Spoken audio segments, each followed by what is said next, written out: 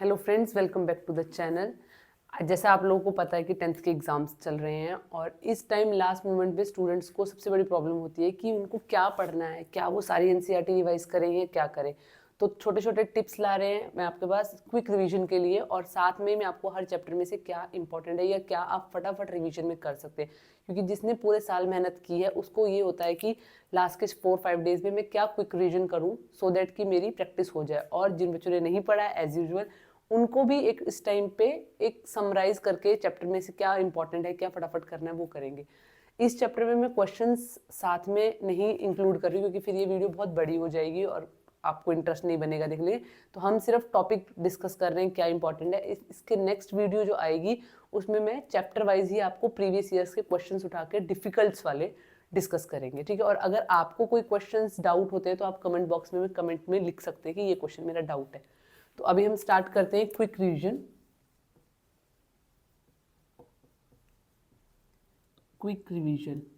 और ये quick revision जो है हम चैप्टर वाइज करते हैं, ठीक है। तो चैप्टर नंबर 1 है आपका रियल नंबर्स। इसमें आपको नंबर सिस्टम के बारे में पता होना चाहिए कि नंबर सिस्टम क्या है, नेचुरल नंबर्स, इरेशनल नंबर्स। आपके 10th में जो टॉपिक है वो है एलसीएम और एचसीएफ। आपको एलसीएम और एचसीएफ निकालना आना चाहिए। और इससे रिलेटेड ही एक आपकी प्रॉपर्टी है HCF into LCM is equals to product of two numbers. ये इस चैप्टर का सबसे इंपॉर्टेंट टॉपिक है। आपको दो नंबर्स का एलसीएम और एचसीएफ दिया होगा, आपसे प्रोडक्ट ऑफ टू नंबर में से एक नंबर दे देगा, एक आपसे पूछ लेगा, या आपको प्रोडक्ट ऑफ टू नंबर्स दो नंबर दे देगा, एलसीएम दे देगा, एचसीएफ आपसे पूछेगा। तो प्रॉपर्टी में यहाँ आ जाएगा मल्टीप्लाई का साइन। एलसीएम और एचसीएफ को अगर हम मल्टीप्लाई कर देते हैं तो वो इक्वल होता है प्रोडक्ट ऑफ टू नंबर्स के, ठीक है। इससे रिलेटेड जो क्वेश्चन है वो नेक्स्ट क्लास में डिस्कस करेंगे। इसके बाद आता है आपका चैप्टर नंबर 2 जिसका नाम है पॉलिनोमियल्स। चैप्टर नंबर 2 जिसका नाम है पॉलिनोमियल्स, ठीक है। अब पॉलिनोमियल्स में से क्या टॉपिक आता है, कोई भी एक पीएक्स है आपके पास, क्वाड्रेटिक पॉलिनोमियल है जैसे, तो इसके कितने रूट्स होंगे, दो रूट्स होंगे, अल्फा और बीटा। तो इसकी प्रॉपर्टी आती है सम ऑफ जीरोज मीन्स जो दो जीरोज हैं अल्फा और बीटा उनका सम इक्वल है माइनस बी अपॉन ए। बी यहाँ है कोफिशिएंट एक्स का, लेकिन आपको क्या लगाना है साइन माइनस का, और ए कोफिशिएंट कौन है, एक्स स्क्वायर का कोफिशिएंट है। और इसी के साथ है आपको दूसरी property product of zeros means alpha और बीटा का प्रोडक्ट, ये किसके इक्वल है, सी अपॉन ए। सी कौन है, कांस्टेंट कोफिशिएंट, और ए एज यूजुअल एक्स का स्क्वायर। तो आपको हो सकता है क्वाड्रेटिक इक्वेशन दी हो, आपको उसके रूट्स निकालने को बोले और उसके बाद ये दोनों वेरिफिकेशन करने के लिए बोल सकता है, और आपको रूट्स दे दे और आपको सीधा डायरेक्टली सम ऑफ रूट्स और प्रोडक्ट ऑफ रूट्स निकालने को बोले। इसी से आपने एक और चीज़ यहाँ पे दूसरा topic important, sum of zeros और प्रोडक्ट ऑफ जीरोज आपको दिए होंगे, उससे आपको इक्वेशन बनानी है। तो डायरेक्ट फॉर्मूला है एक्स स्क्वायर माइनस यहाँ आएगा सम ऑफ रूट्स साथ में एक्स प्लस यहाँ पे आएगा आपका प्रोडक्ट। इससे आपकी क्या बन जाएगी, डायरेक्ट इक्वेशन, जिसको आप P x polynomial of x के इक्वल लिख सकते हैं। कितने जीरोज होते हैं, जितनी यहाँ डिग्री, अगर यहाँ पे एक्स स्क्वायर है तो इसका मतलब यहाँ दो जीरोज होंगे। और इसमें आपको कई बार ग्राफ भी पूछ लेता है, अगर आपको पी एक्स दिया है और ये एक आपको ग्राफ बनाया हुआ है और पूछे कि कितने जीरो, अगर एक्स आपका यहाँ पे वेरिएबल है तो आपको एक्स एक्सिस ही चेक करनी है कितनी बार कट हो रही है, 1 2 3, इसके 3 जीरोज है, बस आपको इतना करना है। बाकी हम जो क्वेश्चंस है वैसे भी नेक्स्ट क्लास में डिस्कस करने वाले हैं। साथ में जो भी इंपॉर्टेंट छोटा छोटा टॉपिक है वो मैं आपको अभी बता दे रही हूँ, बट प्रॉपरली जो क्वेश्चंस हैं प्रीवियस ईयर के वो हम नेक्स्ट क्लास में ही करेंगे। चैप्टर नंबर 3 है pair of linear equation, pairs of linear equation. आपको दो इक्वेशंस दी हुई हैं, एक इक्वेशन ये है और एक इक्वेशन आपके पास ये गिवन है। तो इन इक्वेशन से आपको कैसे पता लगेगा कि इक्वेशंस के सॉल्यूशन कैसे हैं या इक्वेशन की लाइंस कौन सी है। फर्स्ट आएगा आपका इसमें यूनिक सॉल्यूशन। यूनिक सॉल्यूशन में क्या होता है, a1 और a2 का रेशो लिया B1 और B2 का रेशियो लिया और दोनों आपस में इक्वल नहीं है। सिंपल सी वर्डिंग है, आपको पता लग रहा है कि यूनिक कैसे निकलेंगे, जब रेशियोज जो होंगी वो सिमिलर नहीं होंगी। ये आपका यूनिक सॉल्यूशन। इसके बाद है no solution. A1 A2 B1 B2 C1 C2, पहली रेशियो इक्वल हो जाए लेकिन दूसरी इक्वल ना बने तो इसके लिए मतलब नो सॉल्यूशन। खुद ही देखिए, यहाँ से कोई आंसर आ रहा था, इक्वल्स टू लगा था, और यहाँ से वही आंसर रिजेक्ट हो गया, या फिर कोई और आंसर जो भी आना था वो नहीं आया। आपके पास दो इक्वेशन है ना, एक्स और वाई दो वेरिएबल है, यहाँ से आंसर आ सकता था लेकिन यहाँ अनइक्वल कर दिया तो नो सॉल्यूशन, कोई भी सॉल्यूशन नहीं बन पाएगा। ये सिर्फ याद रखने के लिए बता रही हूँ। यूनिक मतलब कोई भी किसी के इक्वल नहीं है, कोई भी, यानी फर्स्ट में ही आपने नॉन इक्वल का साइन। इसके बाद है इनफाइनाइट सॉल्यूशन।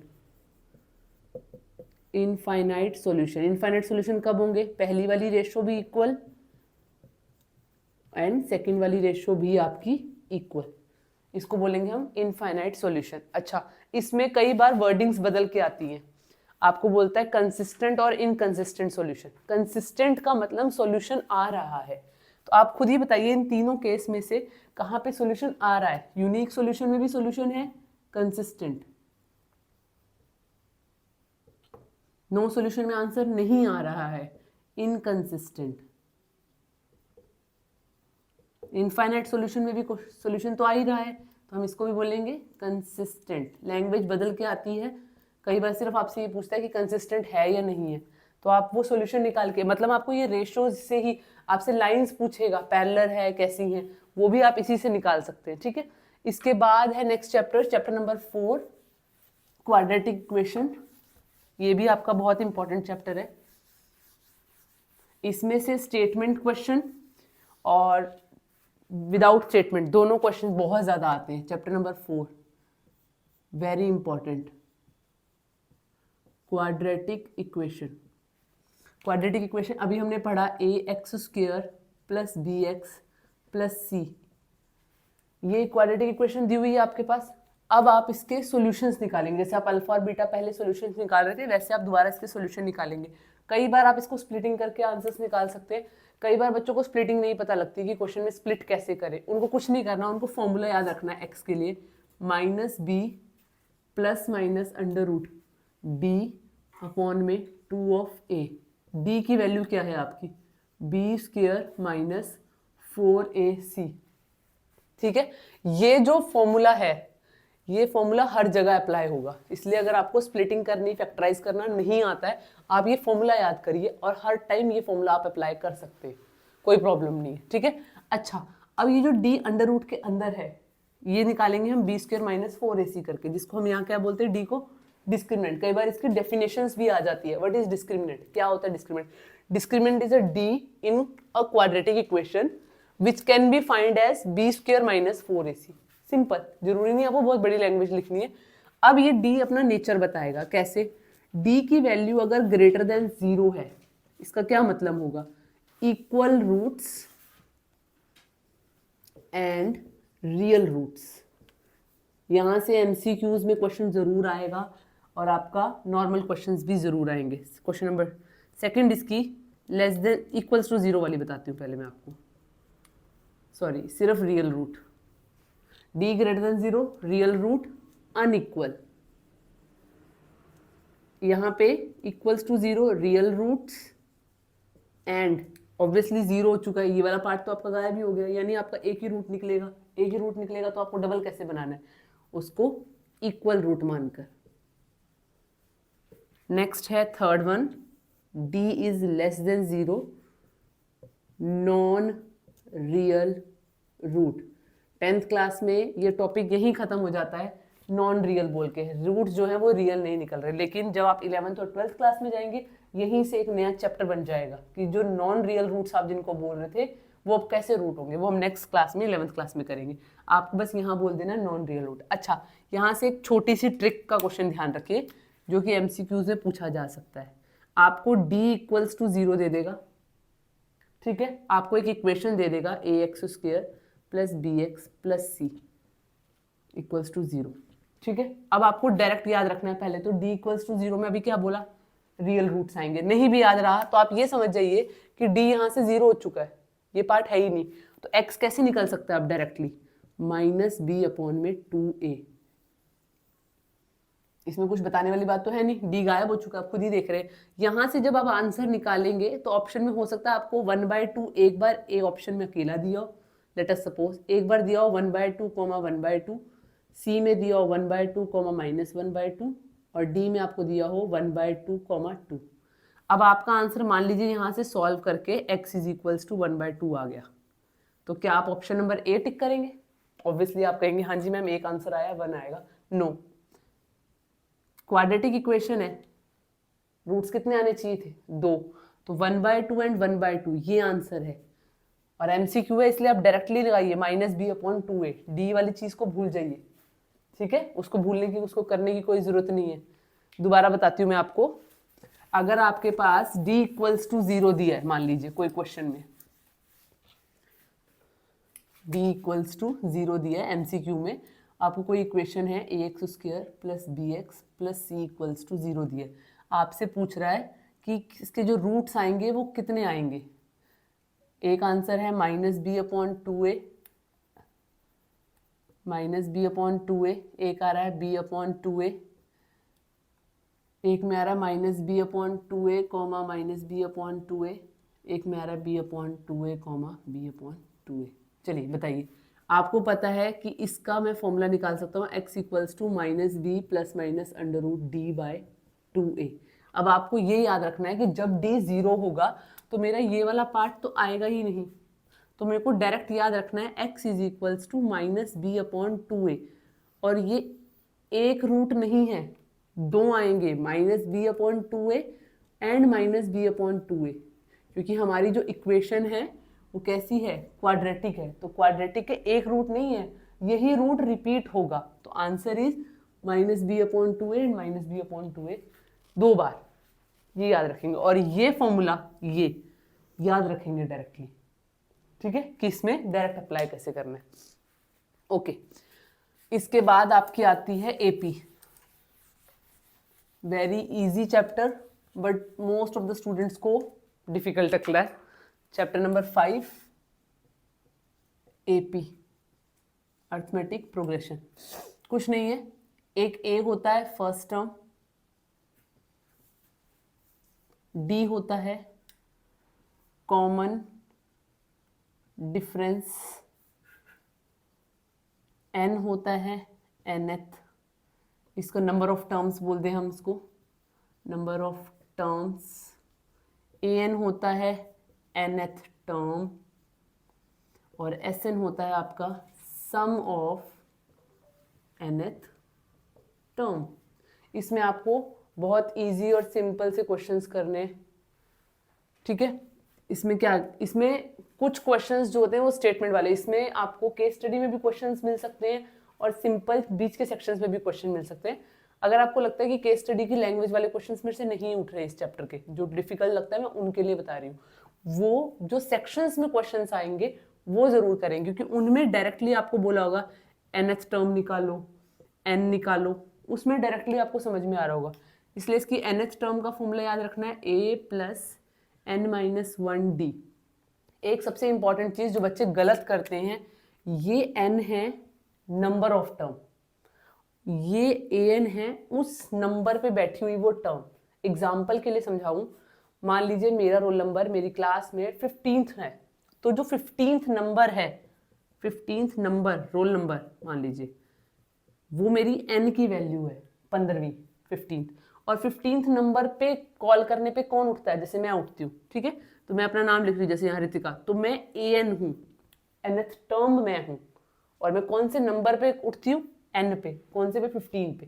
तो ये दोनों चीजों में कंफ्यूज नहीं होना है, ठीक है। इसका Sn का फॉर्मूला है n/2, कुछ नहीं करना है, यहाँ 2 लगा लेना है बस, 2a + n-1d, और एक इसका डायरेक्ट फॉर्मूला है, वो भी याद रखने का तरीका कुछ नहीं है, यहाँ 2a लिखा है, ऑब्वियसली आप a को अलग कर दो, इसको क्या बोल रहे थे अभी आप, nth टर्म, nth टर्म मतलब लास्ट टर्म, तो इसका नया फॉर्मूला बन गया n/2 a + l लिख दो, चाहे n लिख दो, an लिख दो, ये इसका एक और नया फॉर्मूला, ये फॉर्मूला याद करने की ज़रूरत नहीं है अगर आपको ये फॉर्मूला ऑलरेडी याद है। ये इसका क्या मतलब है, SN मतलब, अभी जैसे मैंने आपको एग्जांपल दिया 15 टर्म का, अब मैं आपसे 15वां बच्चा नहीं पूछ रही क्लास का, मैं आपसे पूछ रही हूँ पहले 15 बच्चों का सम, पहले 15 बच्चों का सम। अगर वहाँ पे डिजिट्स होती तो आप उनको सम कर सकते हैं, अगर स्टूडेंट्स है तो आप सम नहीं कर सकते। जैसे 1 2 3 4 लिखा है, 4th नंबर पे कौन सा बच्चा बैठा है, N जो है वो हो गया आपका, एग्जाम्पल कुछ और देती हूँ, जैसे 2 4 6 8, N क्या है, अगर मैं 4th नंबर पे कुछ निकालना चाहती हूँ, ठीक है, मान लीजिए मैं 4th नंबर पे पूछ रही हूँ आपसे, तो AN की वैल्यू बताइए कितनी हो गई।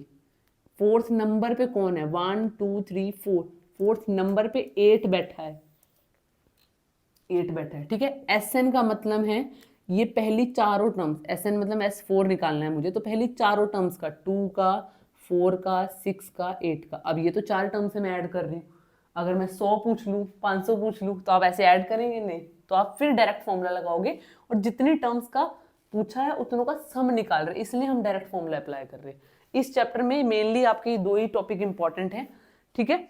इसमें आपको मैंने बताया कि इसमें केस स्टडी में क्वेश्चन जरूर आता है इस चैप्टर का, तो आप इस चैप्टर को कभी भी मिस ना करें। इसके बाद है चैप्टर नंबर 6 ज्योमेट्री, जिनसे बच्चों को डर लगता है। चैप्टर नंबर 6 है आपका ट्रायंगल्स।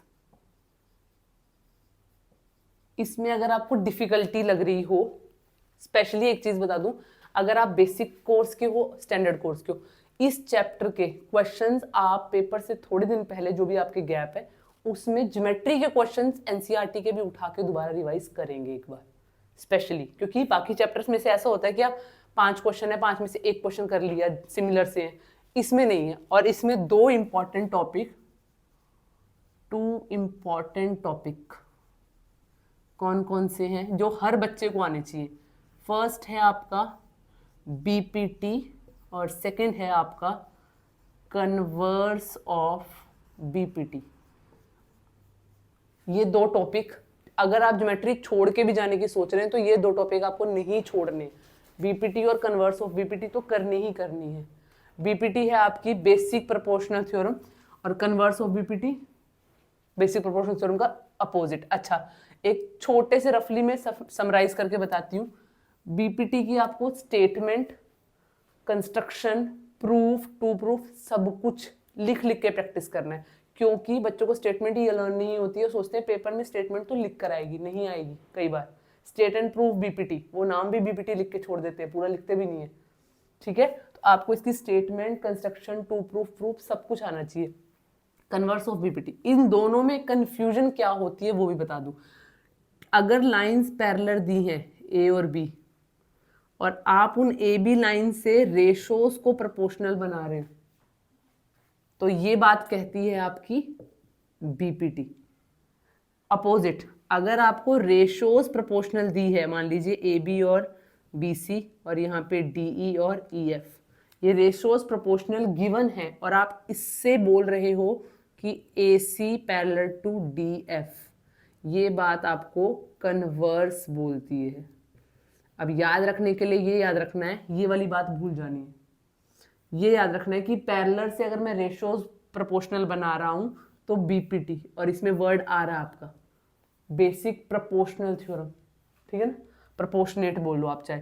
प्रोपोर्शनेट मतलब ये रेशो, ये बीपीटी बोल रही है, तो आप रेशोज को प्रोपोर्शन दिखा रहे हो, प्रोपोर्शनेट दिखा रहे हो, ये बीपीटी बोल रही है। कन्वर्स आपको ऑटोमेटिकली उल्टा पता लग जाएगा। तो ये 2 थ्योरम्स आपको किसी भी हाल में छोड़ के नहीं जानी एग्जाम में, ठीक है। थ्योरम, स्टेटमेंट, टू प्रूफ सब कुछ, कंस्ट्रक्शन, डायग्राम वगैरह सब कुछ। अगला चैप्टर सबसे इंपॉर्टेंट है बट सबसे इजी टॉपिक बोलूंगी मैं, पूरे चैप्टर क्लास 10th का सबसे simple chapter, coordinate geometry. Chapter number 7 है आपका कोऑर्डिनेट ज्योमेट्री। कुछ भी नहीं है इस चैप्टर में, तो एक डिस्टेंस फॉर्मूला है,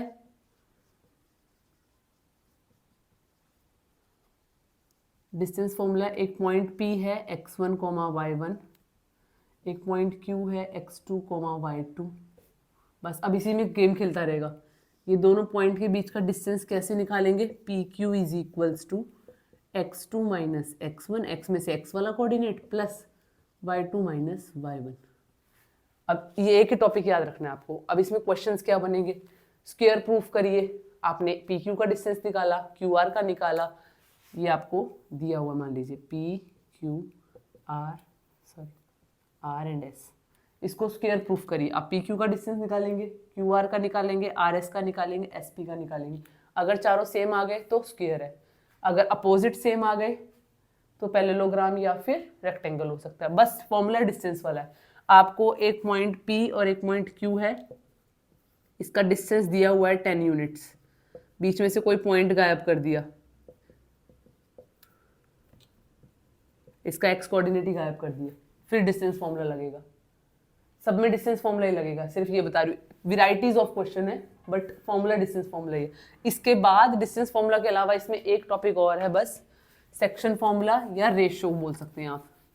वही x, y पॉइंट था, सेम ही चीज़ है। अब इसको बीच में से एक पॉइंट और आया काटने के लिए r, और इसने इसको m/n में काट दिया। कुछ भी नहीं करना। अगर मुझे इसका x कोऑर्डिनेट निकालना है r का x, तो मैं इन दोनों के भी x कोऑर्डिनेट लूंगी, m को भेजूंगी, m इस तरफ है ना, m को भेजूंगी इस तरफ और n को भेजूंगी इस तरफ। m के साथ x2 प्लस n के साथ x1 अपॉन में m प्लस n। जब y वाला कोऑर्डिनेट निकाल लूंगी, m के साथ y2 प्लस n के साथ y1 अपॉन में m प्लस n। सेक्शन हो गया, बीच में से कट कर दिया किसी ने, ठीक है। अब आपको अगर कभी भी रेशो फाइंड करने के लिए बोली है तो आप m/n नहीं लेंगे, क्योंकि हम दो वेरिएबल नहीं निकाल सकते एक इक्वेशन में से। तो हम इसको लेंगे k/1 और 1/k। वो आपका आंसर k का ऑटोमेटिकली वैसा आ जाएगा कि आपको वो रेशो मिल जाएगी। ये याद रखेंगे, फॉर्मूला यही लगाना है उसमें भी, पर रेशो या तो 1/k लेनी है तो क्वेश्चन उसके हिसाब से बदल जाएगा, या k/1 लेनी, जो भी आपको कन्वीनियंट लगेगा। ये आपका कोऑर्डिनेट ज्योमेट्री है, ठीक है। इसके बाद बाकी बचे हुए चैप्टर हम नेक्स्ट वीडियो में डिस्कस करेंगे, और उनके भी मैं आपको ऐसे इंपॉर्टेंट टॉपिक्स बता दूंगी। और उसके बाद हम इसका पार्ट 2 करेंगे पहले ये, और उसके बाद हम प्रीवियस ईयर के कुछ क्वेश्चंस करेंगे। हाँ, अगर आपको कोई डाउट है तो आप कमेंट बॉक्स में नीचे क्वेश्चंस अपने डाउट बता सकते हैं, या आप चाहते हैं कि कोई चैप्टर थोड़ा सा ब्रीफली और एक्सप्लेन किया जाए तो आप वो चैप्टर नंबर नीचे डालकर भी बता सकते हैं। Thank you so much for the video.